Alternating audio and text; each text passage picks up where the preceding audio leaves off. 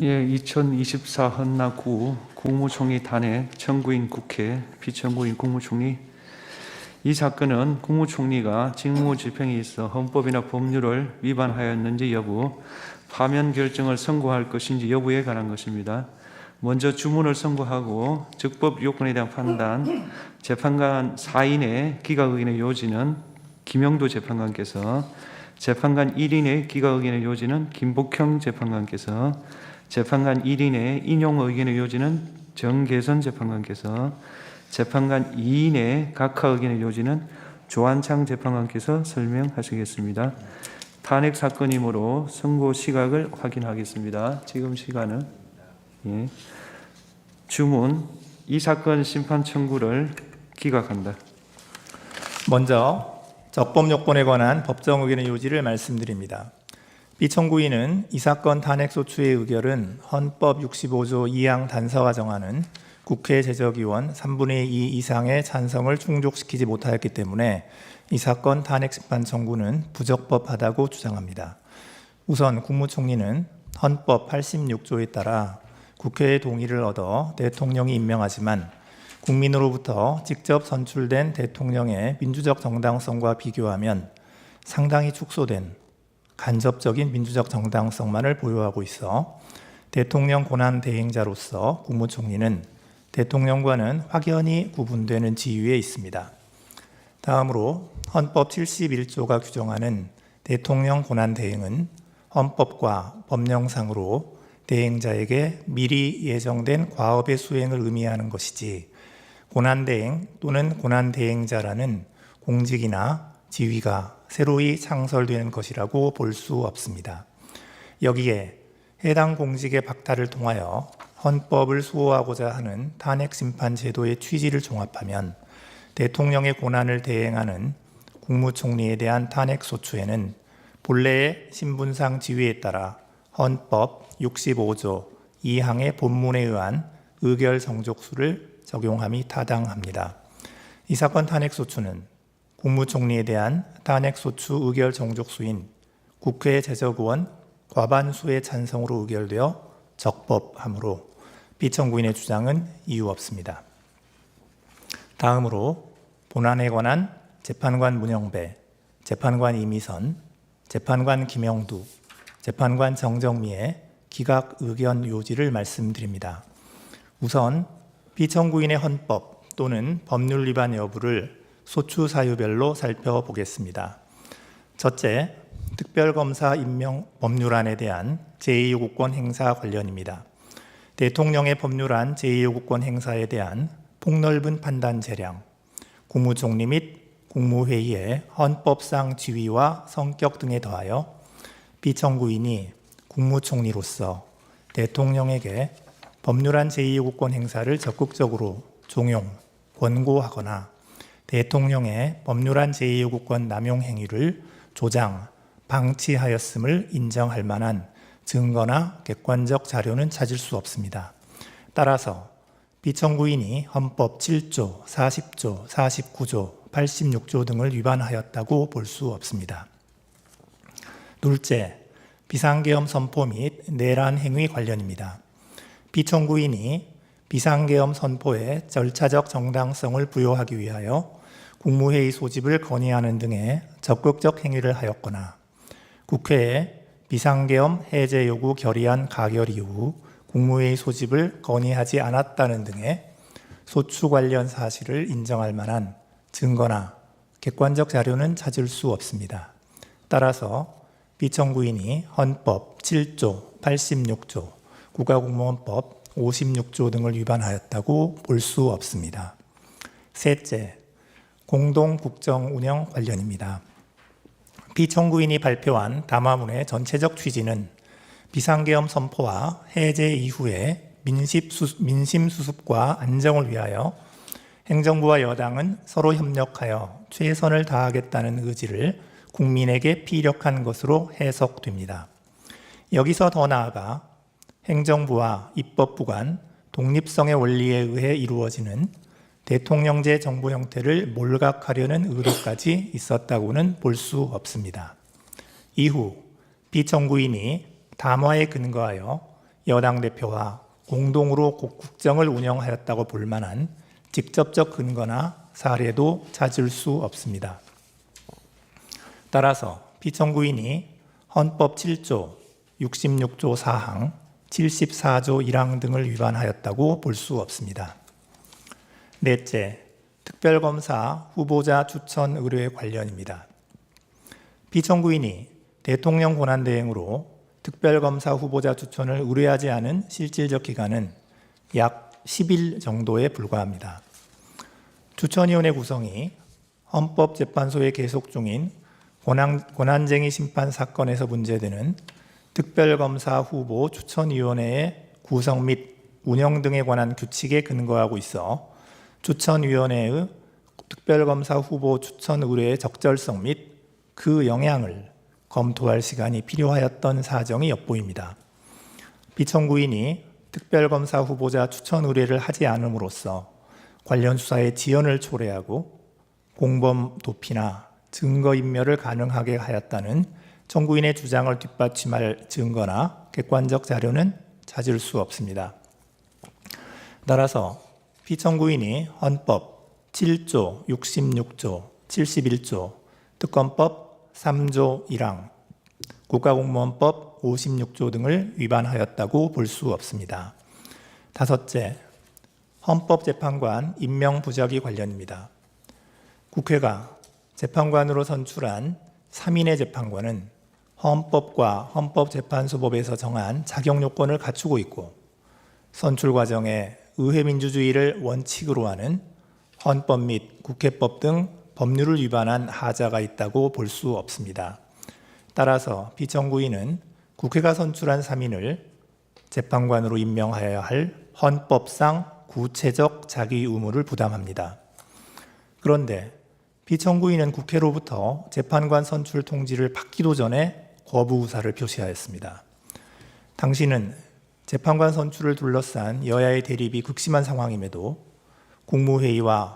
국무회의나 담화문 등을 통하여 여야의 합의를 전제로 재판관을 임명하겠다는 취지로 발언하는 등 국회가 선출한 3인을 재판관으로 임명하지 않겠다는 거부 의사를 미리 종국적으로 표시함으로써 헌법상의 구체적 자기 의무를 위반하였습니다. 따라서 피청구인은 헌법 66조, 111조 및 국가공무원법 56조 등을 위반하였고 이는 헌법상 탄핵소추 사유인 그 직무집행에 있어서 헌법이나 법률을 위배한 때에 해당합니다. 다음으로 피청구인을 파면할 것인지 그 여부를 살펴보겠습니다. 피청구인의 헌법재판관 임명 거부가 현직 대통령에 대한 탄핵 심판을 진행 중인 헌법재판소를 무력화시키기 위한 목적 또는 의사에 기인하였다고까지 인정할 증거나 객관적 자료는 발견되지 아니합니다. 또한 당시 헌법재판관 임명을 둘러싼 정치적 갈등이 지속되던 와중에 현직 대통령에 대한 탄핵소추 의결로 피청구인의 대통령 권한대행으로서의 역할과 범위 등에 관한 논란이 계속되고 있었다는 점 등을 고려하면 피청구인이 헌법 및 법률 위반이 임명권자인 대통령을 통하여 간접적으로 부여된 국민의 신임을 배반한 경우에 해당한다고 단정할 수 없습니다. 따라서 피청구인에 대한 파면 결정을 정당화하는 사유가 존재한다고까지는 볼 수 없습니다. 이상입니다. 재판관 김복형의 기각 의견 요지를 말씀드리겠습니다.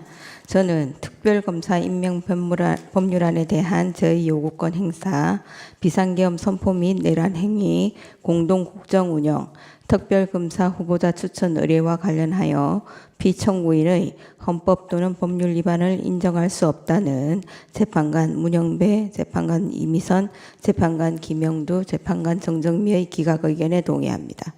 다만 이 사건 소추 사실 중 피청구인의 헌법재판관 임명 부작위와 관련하여서도 피청구인의 헌법 또는 법률 위반을 인정할 수 없다고 생각합니다. 그 이유는 다음과 같습니다.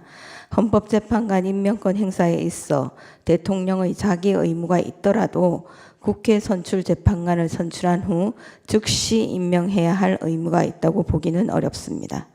대통령의 헌법재판관 임명 권한의 행사 기한은 국회 선출 재판관이 헌법과 헌법재판소법이 정하는 자격 요건을 구비하였는지 여부나 선출 과정에서 헌법 및 국회법 등 법률을 위반한 하자가 있는지 여부 등을 신중하게 확인하고 검토할 시간 등을 고려한 상당한 기간 내라고 해석하는 것이 타당합니다. 피청구인의 구체적인 자기 의무는 피청구인이 국회로부터 재판관 선출 통지를 받은 이후 비로소 발생하는데 피청구인의 국무회의나 담화문의 발언은 재판관 선출을 둘러싼 여야의 대립이 극심한 상황이었던 점을 감안하더라도 재판관 선출 경위나 재판관 선출 통지 후 피청구인에 대한 탄핵 소추안이 가결될 때까지 피청구인이 국회 선출 3인을 재판관으로 임명하지 않겠다는 거부 의사를 밝힌 적은 없는 점 등에 비추어 국회 선출 3인을 재판관으로 임명하지 않겠다는 거부 의사를 미리 종국적으로 표시한 것으로 볼 수는 없습니다. 2024년 12월 26일 14시 56분경 국회에서 3인의 재판관에 대한 선출안이 가결된 후 대통령을 수신자로 하여 헌법재판관 선출을 통지한 다음 날인 2024년 12월 27일 16시 37분경 피청구인에 대한 탄핵 소추안이 가결된 경위 등에 비추어 재판관의 자격 요건 구비나 선출 과정에서의 헌법 및 국회법 등 위반 여부를 검토할 상당한 기간이 경과하였다고 단정하기 어렵습니다. 따라서 피청구인의 헌법재판관 임명 부작위가 헌법 66조, 111조 및 국가공무원법 56조 등을 위반하였다고 볼 수 없습니다. 이상입니다. 재판관 정계선의 인용의견 요지를 말씀드리겠습니다. 저는 특별검사 임명 법률안에 대한 제2요구권 행사, 비상계엄 선포 및 내란 행위, 공동 국정 운영과 관련하여 피청구인의 헌법 또는 법률 위반을 인정할 수 없지만 헌법재판관 임명 부작위와 관련하여 피청구인의 헌법 또는 법률 위반이 인정된다는 재판관 문형배, 재판관 이미선, 재판관 김형두, 재판관 정정미의 기각 의견에 동의합니다. 다만 특별검사 후보자 추천 의뢰와 관련하여서도 피청구인의 헌법 또는 법률 위반이 인정되고 피청구인의 헌법재판관 임명 부작위 및 특별검사 후보자 추천 의뢰와 관련된 헌법 또는 법률 위반의 정도가 피청구인의 파면을 정당화할 수 있을 정도로 중대하다고 생각합니다. 그 이유는 다음과 같습니다. 먼저 특별검사 후보자 추천 의뢰와 관련한 피청구인의 헌법 또는 법률 위반 여부를 살펴봅니다.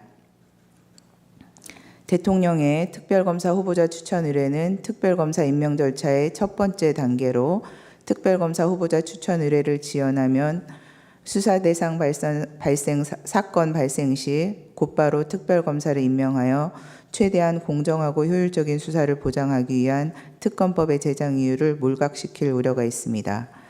그럼에도 피청구인은 대통령의 권한을 대행하기 시작한 때부터 피청구인에 대한 탄핵소추안이 의결되어 직무가 정지된 때까지 추천위원회에 특별검사 후보자 추천을 의뢰하지 않았습니다. 피청구인은 이 사건 추천위원회는 헌법재판소에 계속 중인 권한쟁의 심판 사건에서 문제되고 있는 개정 규칙 조항을 근거로 구성된 것이므로 특별검사 후보자 추천 의뢰를 하지 않은 것에 정당한 사유가 있다고 주장합니다. 하지만 당시 피청구인이 위와 같은 사유를 검토하느라 추천 의뢰를 하지 않았다고 인정할 증거가 없을 뿐더러 개정 규칙 조항의 위헌성 여부는 헌법재판소의 심사를 통해 판단될 사항으로 피청구인으로서는 헌법재판소에 의하여 위헌성이 확인될 때까지는 이를 존중하고 집행하기 위한 모든 노력을 다하여야 합니다. 피청구인이 헌법재판소의 판단이 내려지기도 전에 그 위헌성을 미리 예단하여 특검법에 명시된 법적 의무를 이행하지 않은 것에 정당한 사유가 있다고 보기 어렵습니다. 따라서 피청구인이 대통령 권한을 대행하면서 추천위원회에 특별검사 후보자 추천을 의뢰하지 않은 것은 특검법 3조 1항은 물론 헌법 7조 1항, 66조, 국가공무원법 56조 등에 위반됩니다. 다음으로 피청구인을 파면할 것인지 여부에 관하여 살펴봅니다. 피청구인이 특별검사 후보자 추천을 의뢰하지 않음으로써 특검법이 규정한 특별검사 임명 절차는 중단되었습니다. 이는 신속 공정하면서 효율적인 수사를 통하여 사회적 혼란을 수습하고 법 질서를 회복하고자 하는 특검법의 목적을 심각하게 저해하고 현재까지도 비상계엄과 관련된 사건에 대한 수사권 여부 논란으로 혼란과 갈등은 증폭되고 있습니다. 피청구인은 국회가 선출한 재판관 3인의 임명을 거부하면서 여야의 합의를 임명의 전제로 내세워 마치 여소야대의 정치 상황에서 소수의 절차적 보호를 통한 실질적 대의제의 실현을 강조하는 듯한 발언을 하였지만 실상은 헌법재판소가 대통령에 대한 탄핵심판 사건을 심리하게 되자 당시 6인 체제로 운영되어 심리 정족수조차 충족하지 못하고 남은 6인의 재판관 중 2인도 임기 만료로 퇴임이 예정된 헌법재판소의 내부적 상황을 이용하여 대통령에 대한 탄핵심판 사건 진행을 지연시키거나 방해하고자 하는 일각의 의사를 고려한 것으로 이는 피청구인이 형식적 명분으로 내세우는 여야의 합의나 실질적 대의제 실현이 아닌 소수 여당의 의도나 계획에 부합하는 일방적인 국정 운영이라 할 것입니다. 여소야대 국회에서 소수 여당은 실질적 민주주의에서 보호하고자 하는 진정한 의미의 소수자라고 할 수 없는 바 소수 여당의 뜻에 따라 국회 의결을 좌우하고자 하면 대통령을 견제하는 국회의 책무를 다할 수 없게 됩니다. 한편 피청구인에 대한 탄핵소추 의결 후 대통령의 권한을 대행하게 된 기획재정부 장관이 2인의 재판관을 임명한 것을 피청구인에게 유리한 사유로 삼을 수는 없고 현재 재판관 1인의 미임명으로 인한 헌정질서의 위기도 피청구인으로부터 비롯된 것입니다. 종합적으로 피청구인은 대통령의 권한을 대행하는 국무총리로서 대통령의 직무정지라는 상황에서 불필요한 논란을 최소화하고 국가적 혼란을 신속하게 수습하여야 할 의무가 있음에도 불구하고 오히려 위와 같은 헌법 및 법률 위반 행위로 인하여 논란을 증폭시키고 혼란을 가중시켰으며 헌법재판소가 담당하는 정상적인 역할과 기능마저 제대로 작동할 수 없게 만드는 헌법적 위기 상황을 초래하는 등 그 위반의 정도가 파면을 정당화할 수 있을 정도로 중대합니다. 그렇다면 이 사건 심판 청구는 이유 있으므로 피청구인을 파면하여야 합니다. 다음으로 재판관 정형식, 재판관 조한창의 각하 의견의 요지를 말씀드리겠습니다. 우리는 대통령 권한대행에 대한 탄핵소추 의결 종족수는 헌법 제65조 제2항 단서를 적용하여 국회 제적의원 3분의 2 이상이 찬성이 되어야 한다고 생각합니다. 그 이유는 다음과 같습니다. 대통령 권한대행은 대통령의 권리 사고라는 비상상황에서 직무의 공백 및 국가적 기능장애 상태 방지를 위하여 대통령의 권한을 대신하여 대통령의 직무를 수행하는 자입니다. 권한이나 직무의 수행은 해당 지위에 근거한 것이어서 권한 대행자의 지위는 대통령에 준하는 지위에 있다고 보아야 하므로 대통령 권한 대행자에 대한 탄핵소추의 요건은 대통령의 경우와 동일하게 보는 것이 타당합니다. 더욱이 이 사건과 같이 대통령 권한대행에 대한 탄핵소추 사유에 국무총리로서의 직무집행에 대한 탄핵소추 사유가 함께 포섭되어 판단되는 경우 탄핵소추의 신중한 행사를 위하여 헌법 제65조 제2항 단서에 따른 가중의결 정족수 국회 제적의원 3분의 2 이상의 찬성을 적용함이 타당합니다. 특히 대통령 권한대행 체제는 대통령의 권리 사고라는 국가적 비상사태에서 도입되는 체제이므로 국가적 혼란 발생의 방지 등을 위하여 탄핵제도의 남용을 방지할 필요성이 더욱 크며 헌법상 국무총리는 국민이 직접 선출한 대통령이 국민이 대표 기관인 국회의 동의를 얻어 임명하도록 되어 있어 그 민주적 정당성의 비중이나 헌법상 지위의 중요성이 결코 작다고 볼 수 없습니다. 따라서 대통령 권한 대행 중인 국무총리에 대한 탄핵소추에 대하여는 헌법 제65조 제2항 단서에 따른 가중의결 정족수 요건이 적용되어야 합니다. 그렇다면 청구인이 국회 제적의원 과반수의 찬성만으로 피청구인에 대한 탄핵소추안을 의결하였으므로 이 사건 탄핵심판 청구는 헌법이 규정한 탄핵소추 의결 정족수를 충족하지 못하여 부적법하다고 할 것입니다. 이상입니다. 예, 오늘 선고를 마치겠습니다.